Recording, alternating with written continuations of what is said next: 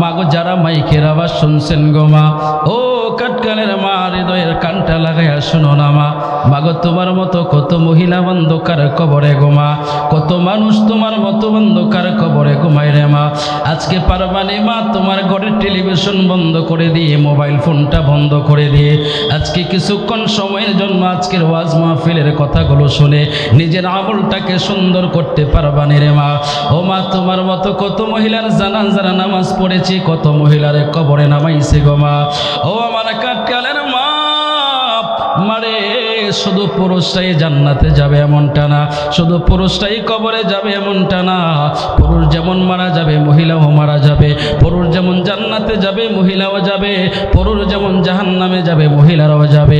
আমি কাঠকালের যুবকদেরকে বলবো, যুবক যুবকেরি, কত সময় তুমি ফেসবুকে দিয়েছো রে যুবক, কত সময় বন্ধু বান্ধবের আড্ডায় দিয়েছ। পারবানি পারবানি তোমার এই ব্যস্ত সময়ের ভিতর থেকে একটু সময় আমার নবীর জন্য, একটু সময় আমার আল্লাহর জন্য বের করতে পারবানি। আমার আল্লাহ হতে পারে সময়ের উসিলায় তোমারে ওলিউল্লাহ বানায়া দিতে পারে। আমি মুরব্বী বাবাদেরকে বলবো, মুরব্বী বাবা, এখনো কি সময় হয় নাই মরণের কথা? এখনো কি কবরের কথা চিন্তা হয় না? ও মুরব্বী বাবা, দেখতে দেখতে মাথার চুলগুলো পেকে গেল, মুখের দাড়িগুলো সাদা হয়ে গেল। কেমনে হইল, কেমনে হইল? এমনি এমনি হয় নাই। আমার নবী কয়, মাথার চুল দাড়ি পাকলো, তোমার কাছে মরণের সিগন্যাল চলে আসছে। এরে মুরব্বী বাবা, একটু কবরের কথা চিন্তা করেন, একটু কবরের কথা চিন্তা করেন, পরকালের কথা চিন্তা করেন। আগেকার মুরব্বীগুলো কবরের ভয়ে ঘরের ভিতরে রাতের অন্ধকারে নিশি রজনীতে কবরের ভয় তার অন্তরের মধ্যে জাগতো, চিন্তা করত। কিন্তু আজকের মুরব্বী মানুষগুলো পর্যন্ত চাষতলের মধ্যে বসে বসে টিভি চায়। কথা কন ঠিক কিনা? একটাবার চিন্তা করে না মরণের, একটাবার চিন্তা হয় না, একটাবার চিন্তা হয় না কবরের। কবরটা কিন্তু সহজ জায়গা না। এরে কাঠকালের মুসলমানের কবরটা বড় ভয়ঙ্কর জায়গা। যদি দুনিয়াতে কিছু আমল নিয়ে যেতে পারো, কবরটা হবে শান্তির জায়গা। আর যদি আমল না নিয়ে কবরে যাও, কবরটা বড় ভয়ঙ্কর জায়গা হয়ে যাবে। এরে কাঠকালের মুসলমানের আমার আল্লাহ বলেন, দুনিয়ার সমস্ত সৃষ্টি আমার, সব সৃষ্টি আমি আল্লাহর হুকুম মানে, সমস্ত সৃষ্টি আল্লাহর হুকুম মানে। শুধু ব্যতিক্রম করে মানুষ। আমার আল্লাহর জন্য মানুষের ব্যাপারে বলেন, বিসমিল্লাহির রহমানির রহিম, ওয়াল আদিয়াতি দাবহান, ফাল মুরিয়াতি কদহান, ফাল মুগীরাতি সাবহা, ফাআথারনা বিহি নাকআন, ফাওয়াসাতনা বিহি জামআ, ইন্নাল ইনসানা লিরাব্বিহি লাকানুদ।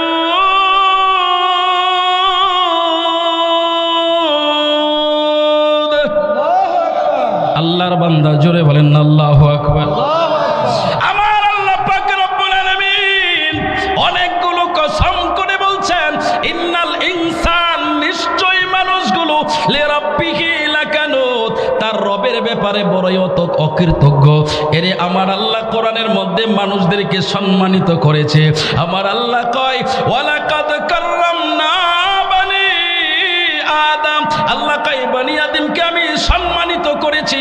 আমার আল্লাহ কয়, লাকাদ খালাকনাল ইনসানা ফি আহসানি তাকওয়িম, এই মানব জাতিকে আমি আল্লাহ অবয়ব সৌন্দর্য দিয়েছি, সৌন্দর্য দিয়েছি, সম্মান দিয়েছি।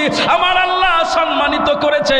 আবার এই মানুষের ব্যাপারে আমার আল্লাহ কয়, এই মানুষগুলো বড় অকৃতজ্ঞ, নিমুখ হারাম। কেন বলেছেন? এই জন্য বলেছেন, আল্লাহর সৃষ্টি জগতের সমস্ত সৃষ্টি আমার আল্লাহর হুকুম মানে। আপনি সকালবেলায় দেখবেন পাখিগুলো কিচিরমিচির করে। এগুলো কিচিরমিচির না, এই পাখিগুলো মহান রবের জিকির করে। জোরে বলেন আল্লাহু আকবার। আমার আল্লাহ পাক রব্বুল আলামিন সূর্যকে একবার সৃষ্টি করে হুকুম করে দিয়েছে, তুমি পূর্ব দিক থেকে উঠবা, পশ্চিম দিকে অস্তমিত যাইবা। আমার আল্লাহ একবার হুকুম করেছে, সেই হুকুম আজও পর্যন্ত মানতে আছে। কিন্তু মানুষের বেলায় অন্যরকম। মানুষকে যদি সিগন্যাল দেওয়া হয়, মানুষকে যদি আল্লাহর দিকে ডাকা হয়, মানুষগুলো শয়তানের দিকে দাবিত হয়। কিন্তু আমার আল্লাহ কোরআনে বলেন, ইন্নামাল মুমিনুনা আল্লাযীনা ইযা যুকিরাল্লাহু ওয়াইদা তুলিয়াত আলাইহিম আয়াতুহু যাদাতুহুম ঈমানা। একটু আওয়াজ করে বলেন আল্লাহু আকবার। আমার আল্লাহ পাক রব্বুল আলামিন কোরআনের মধ্যে বলেন, ইন্নামাল মুমিনুনা আল্লাযীনা ইযা যুকিরাল্লাহ, যখন কোন মুমিন বান্দা আল্লাহর জিকির শুনে, আল্লাহর জিকির করে, তার কলবটা নরম হয়ে যায়। ওয়াইদা তুলিয়াত আলাইহিম আয়াতুহু যাদাতুহুম ঈমানা, যখন আল্লাহর কোন নিদর্শন দেখে আয়াতসমূহ তাদের সামনে আসে, তখন তাদের ঈমান আরো বেড়ে যায়। একটু জোরে জবান খুলে বলেন আল্লাহু আকবার। এরা কাটকালের মুসলমান, মুসলমানের আমার আল্লাহর নাম শোনার পরেও যারা দোকান ছাড়তে পারলো না, যারা মার্কেট ছাড়তে পারলো না, যারা ফেসবুক ছাড়তে পারলো না, আমার আল্লাহর কোরআন প্রমাণ করে তাদের ঈমান মজবুত না। কথা ঠিক বললাম না? বলবো, এটা তো আমি বানায় বলতেছি না, আল্লাহর কোরআন বলছে। আল্লাহর কোরআন বলে, মুমিন যখন আল্লাহর নাম শুনবে, মুমিন যখন আল্লাহর জিকির শুনবে, তার অন্তরটা নরম হয়ে যাবে। কথা বলেন ঠিক কিনা? তাহলে সৃষ্টি জগতের সমস্ত সৃষ্টি মহান রবের জিকিরে মশগুল আছে, সবাই আল্লাহকে স্মরণ করে, শুধু মানুষের বেলায় ব্যতিক্রম। কথা কোন ঠিক কিনা? এই জন্য গায়ক বলেছিল, ওরে বান্দা লাগছে দান্দা, করলাই নাই আল্লাহর জিকির, পশু পাখি বৃক্ষলতা ওই নামে করে জিকির, ওই নামে করে জিকির। সৃষ্টি যত সব মুসাফির সাক্ষী দিয়েছে কোরআন, সৃষ্টি যত সব মুসাফির সাক্ষী দিয়েছে কোরআন। আল্লাহ রাসূলের গুণগান গৌরে আসে কান, আল্লাহ রাসূলের গুণগান গুণইব, আল্লাহ রসুলের গুণগান গেলে গুণইব। তাহলে সবাই বলেন আমার সাথে, হাজার দরুদ হাজার সালাম যার খাতিরে দু জাহান। বলুন, হাজার দরুদ যার খাতিরে দু জাহান, আল্লাহ রাসূলের গুণগান গৌরে আসে কান, আল্লাহ রাসূলের গুণগান। ডাইন হাতটা উঁচু করে বলেন না ইয়া রাসূলুল্লাহ। তাহলে সেই রসুলের গুণগান করার দরকার আছে না নাই? আমরা সেই রসুলের গুণগান করতে চাই কি চাই না? এরা কাটকালের মুসলমান, মুসলমানের আমার আল্লাহ কয়, ফাযকুরুনি আযকুরকুম ওয়াশকুরুলি ওয়ালা তাকফুরুন। একটু জোরে বলেন না আল্লাহু আকবার। আমার আল্লাহ কই, বান্দা যখন তুমি আমারে স্মরণ করো, আমি আল্লাহ তোমারে স্মরণ করি। সুবহানাল্লাহ।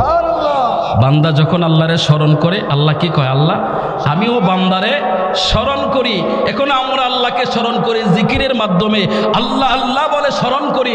আল্লাহকে বান্দা বান্দা বলে স্মরণ করে না, আল্লাহ রহমত দেয়, নিয়ামত দেয়, গুনাহ মাফ করে দিয়ে স্মরণ করে। জোরে বলেন আল্লাহু আকবার। তাহলে আসুন আমরা আলোচনা শুরু করার আগে সেই মহান রবের সাথে একটু সম্পর্ক তৈরি করি। আমরা সেই মহান রবের সাথে সম্পর্ক কিভাবে তৈরি করব?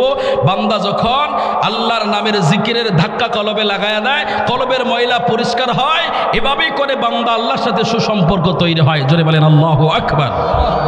আসুন, আমরা তো অনেক গুনাহ করে ফেলেছি, যার কারণে গুনার ময়লা আমাদের কলবে জমে গেছে, শয়তান আমাদের অন্তঃকরণের মধ্যে বাসা বেঁধে ফেলেছে, যার কারণে আমরা দুনিয়ার দিকে পাগল হয়ে গেছি।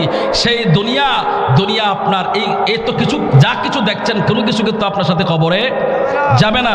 আসুন, একবার যেখানে যাবেন, আল্লাহ বলেছেন, ইল্লা মান আতাল্লাহু বিকলবিন সালিম, তোমরা আমার কাছে যখন ফিরে আসবা, কলবে সালিম নিয়ে ফিরে এসো। জুড়ে বলেন আল্লাহু আকবার।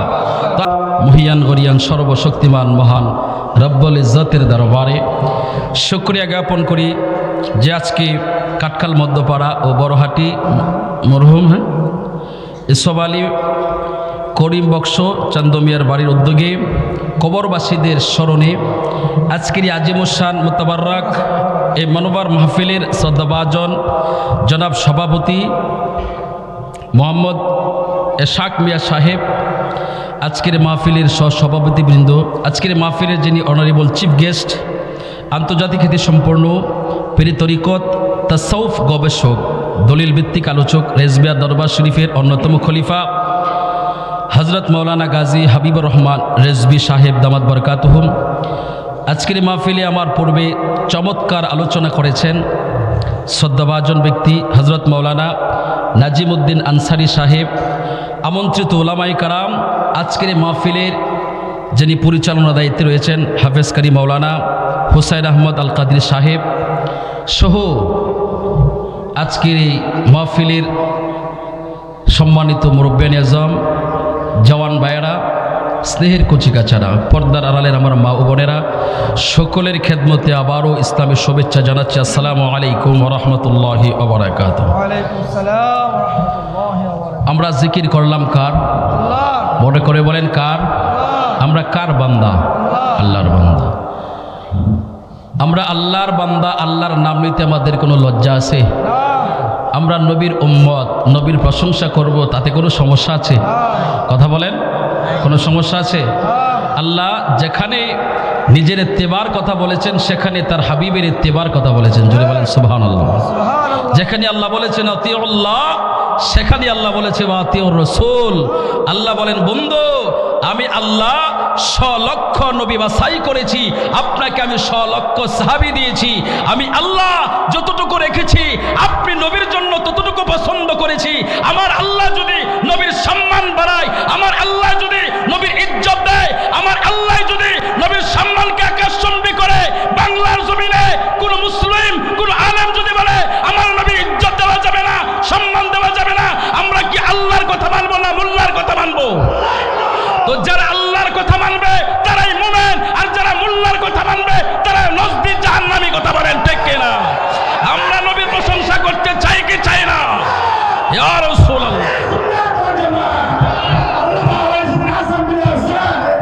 যতদিন বেঁচে থাকবো ততদিন নবীর প্রশংসা করব। কথা বলেন ঠিক কিনা? কারণ নবীর প্রশংসা আমার আল্লাহ নিজে করেছেন। সুবহানাল্লাহ বলেন। কে করেছেন?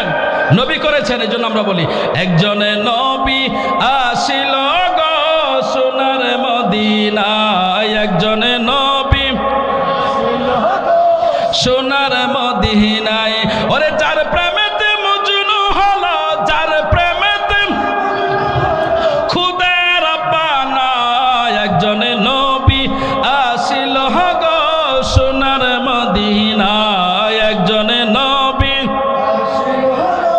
সোনার মদিনা, ওরে যাহার আগমনের তোরে, ওরে কাবা ঝুঁকে সিজদা করে, ওরে তিনি আমার নূরের নবী শাহে মদিনা, একজনে নবী আসিল গো সোনার মদিনা, একজনে নবী সোনার মদিনা, ওরে যার প্রেমেতে মজনু হলো, যার প্রেমেতে খুদা রাব্বানা, একজনে নবী আসিল গো সোনার মদিনা, একজনে নবী। আমরা সে নবী চাই কি চাই না? তো সেই নবীর গুণগান হবে, এতে আপনাদের কোনো মন খারাপ করার কিছু আছে? কথা বলেন। তো নবীর প্রশংসা শুনতে পারে না একমাত্র শয়তান। কে শুনতে পারে না? শয়তান। শয়তান সহ্য করতে পারে না এই নবীর প্রশংসা। কারণ আমার আল্লাহ যখন শয়তানকে লানত দিয়েছিল তখন আল্লাহ বলেছিল এই জমিনের মধ্যে আমার হাবিব যাবে, যে জমিনের মধ্যে আমার হাবিব শুয়ে থাকবে, ওই জমিনের মধ্যে যদি আমার কোনো বান্দা নাকার কপালটা লাগায়া সেজদায় পড়ে একবার যদি বলে সুবহানা রাব্বিয়াল আ'লা, তুই 100 বছর গুনাহ করাইবি, আমি আল্লাহ এক সেজদায় মাফ করে দেব। জোরে বলেন আল্লাহু আকবার। তো সেই নবীর গুণগান করবো না তে করবো কার গুণগান? সেই নবীর প্রশংসা করবো না তে করবো কার প্রশংসা? যে নবীর প্রশংসা আমার আল্লাহ নিজে করেছে। আপনি আমি সবাই নামাজ পড়ি, তো এটা মানুষের ইবাদত, বান্দার ইবাদত। আল্লাহ কি নামাজ পড়ে? কথা বলেন। আল্লাহ রোজা রাখে, আল্লাহ হজ করে, আল্লাহ যাকাত দেয়, কিন্তু আল্লাহ কোনো ইবাদত করে না। একটা কাজ আল্লাহ করে, সেটা হচ্ছে আমার নবীর উপরে দুরূদ পড়ে। আর জোরে বলেন না সুবহানাল্লাহ। আল্লাহ নামাজ পড়ে না, আল্লাহ রোজা রাখে না, আল্লাহ হজ করে না, আল্লাহ বান্দাকে দিয়ে সমস্ত ইবাদত করায়। আল্লাহ কয় আমার একটা কাজ আমি করি, সেটা আমার নবীর উপরে দরুদ। এটা কোরআনের মধ্যে আল্লাহ বলেন ইন্নাল্লাহা ওয়া মালাইকাতাহু ইউসাল্লুনা আলান নবী। আল্লাহ বলেন ইন্নাল্লাহা, নিশ্চয় আমি আল্লাহ, ওয়া মালাইকাতাহু, এবং আমার ফেরেশতারা, ইউসাল্লুনা, এটা মুজারের সিগা। আল্লাহ বলছেন আমি পড়তেছি, পড়বো, প্রেজেন্ট এন্ড ফিউচার, বর্তমানেও পড়তেছি, ভবিষ্যতেও পড়বো। বলেন তো দেখি আল্লাহর ভবিষ্যতের কোনো সীমানা আছে? কথা বলেন না। আল্লাহর ভবিষ্যতের কোনো সীমানা আছে? নাই। আপনি আমার ভবিষ্যতের সীমানা আছে। আপনি যদি 50 বছর বাঁচেন, 50 বছরই আপনার সীমানা। 60 বছর বাঁচলে 60 বছর আপনার সীমানা। 70 বছর বাঁচলে 70 বছর আপনার সীমানা। কিন্তু আমার আল্লাহর কোনো সীমানা নাই।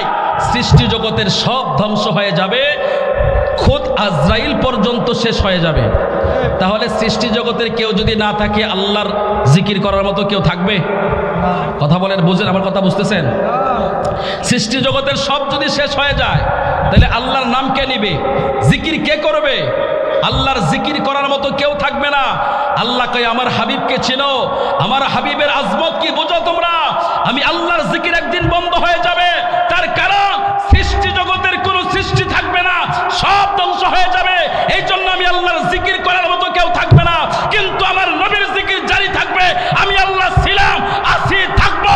আমার নবীর জিকির, আমার নবীর দুরূদ থাকবে। এক চিৎকার মেরে বলেন আল্লাহু আকবার, আল্লাহু আকবার।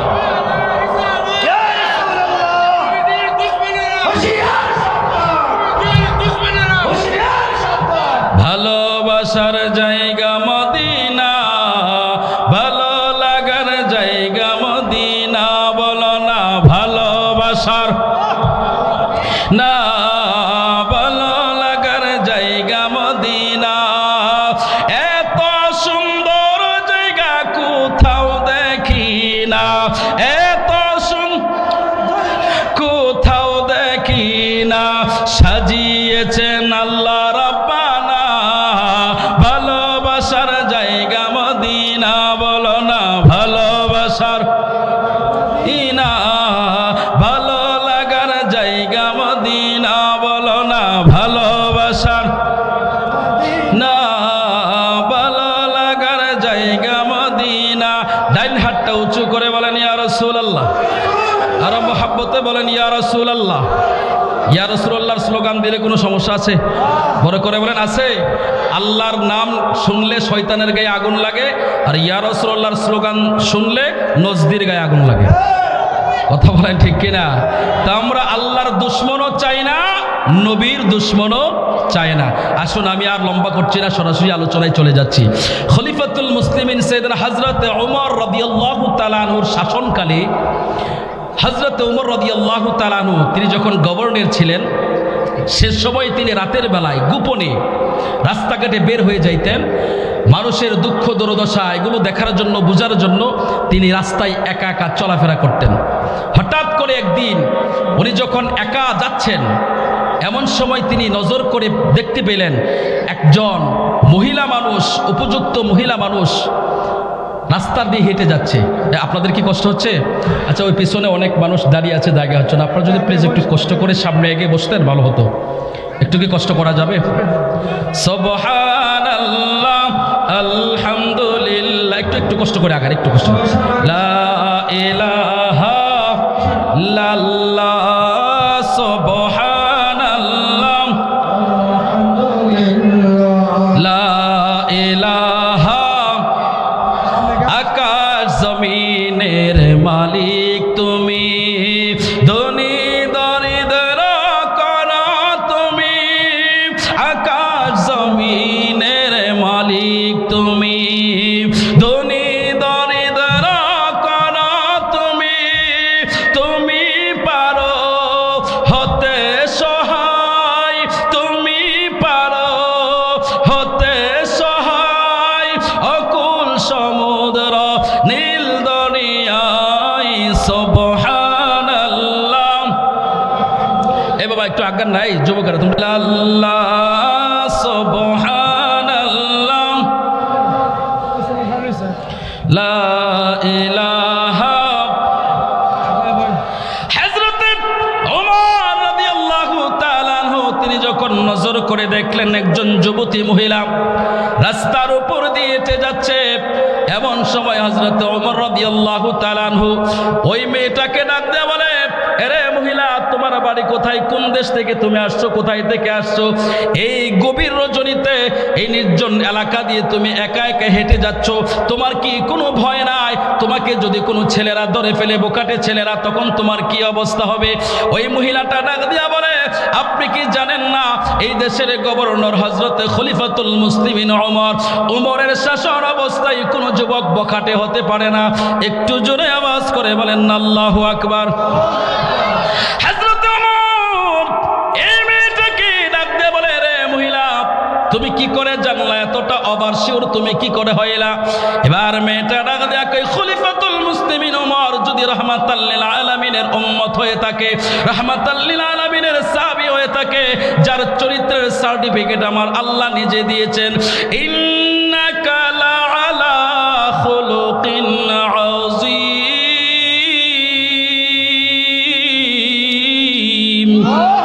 যার চরিত্রের ব্যাপারে আমার আল্লাহ নিজে সার্টিফিকেট দিয়েছে। আমার আল্লাহ শুধু সার্টিফিকেট দেয় নাই, আমার আল্লাহ বলেছেন, লাকাদ কানা লাকুম ফি রাসূলিল্লাহি উসওয়াতুন হাসানা, আমার নবীর মধ্যে রয়েছে তোমাদের জন্য উত্তম আদর্শ। এরে মুসলমান, আল্লাহর বান্দা, নবীর উম্মত, একটু মহব্বতে বলা যাবে না ইয়া রাসূলুল্লাহ। আমার আল্লাহ পাক রব্বুল আলামিন সমস্ত মানব জাতিকে বললেন, নবীর মধ্যে রয়েছে তোমাদের জন্য উত্তম আদর্শ।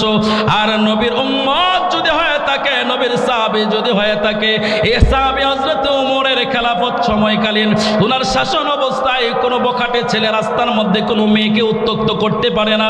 এই কথাটা বলার সাথে সাথে